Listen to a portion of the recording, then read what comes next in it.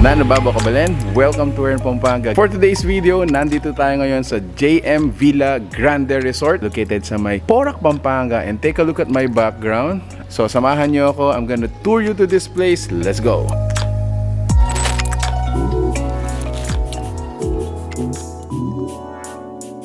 Let's start from the entrance. Now, notice actually guys, meron pa tayong isang villa doon because they have two villas. Nandito tayo ngayon sa may 8-room villa. I'm gonna tour you to the place.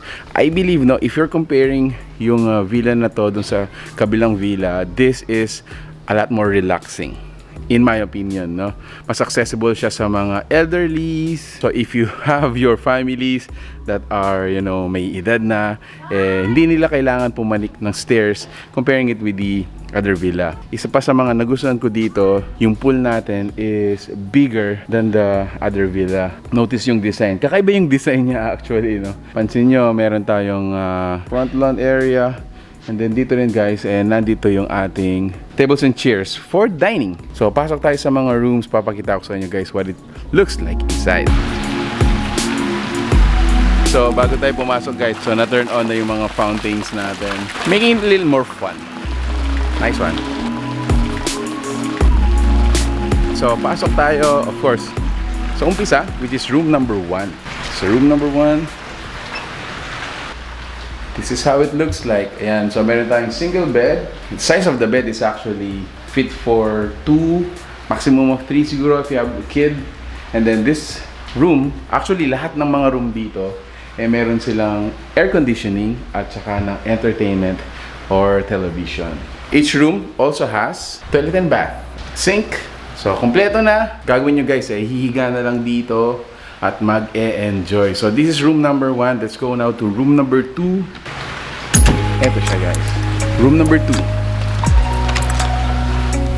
Similar with room number 1, same setup, same amenities. However, ang difference niya, ang room na to is actually connecting to the living room.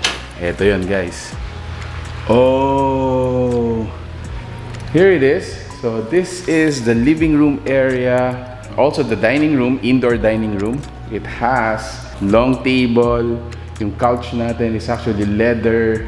It also has an entertainment system, television, videooke. Siyempre tayo mga Pilipino, mahilig tayong kumanta. Dito sa section na to, although it's actually constructed as indoor kitchen, it is not advised to cook here dahil air condition tayo dito guys. Siguro kung nagdadala kayo ng pagkain for catering, so you can put it here. Galing tayo dun sa room number 2. And room number 3 is actually also connecting.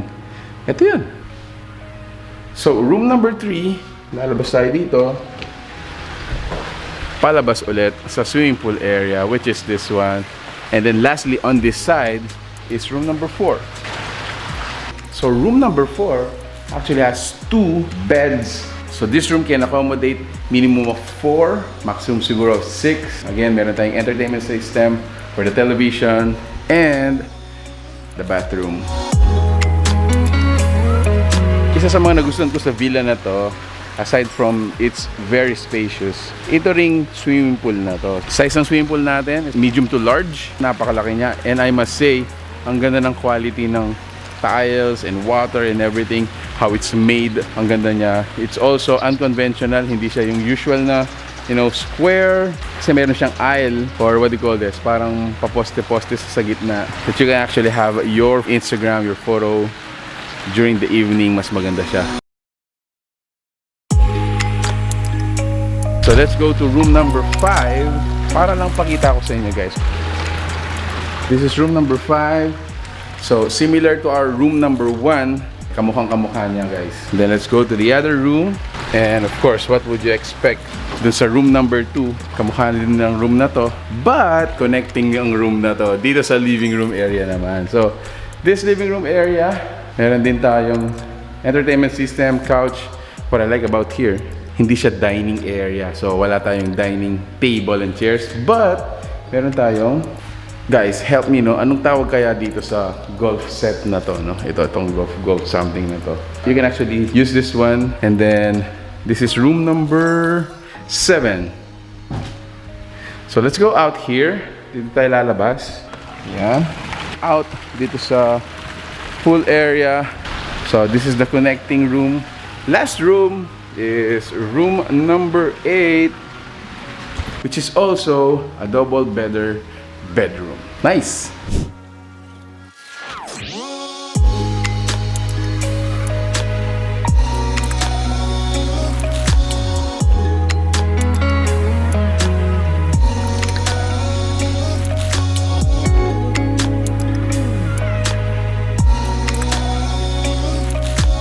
So ayun nga guys, this is how it looks like during the evening. I think this is twice as beautiful as it is during the day, no? Kumbaga lalong naging mas romantic, naging cozier dahil sa mga ilaw natin. Imagine you guys having your event here, talaga namang magiging memorable siya guys.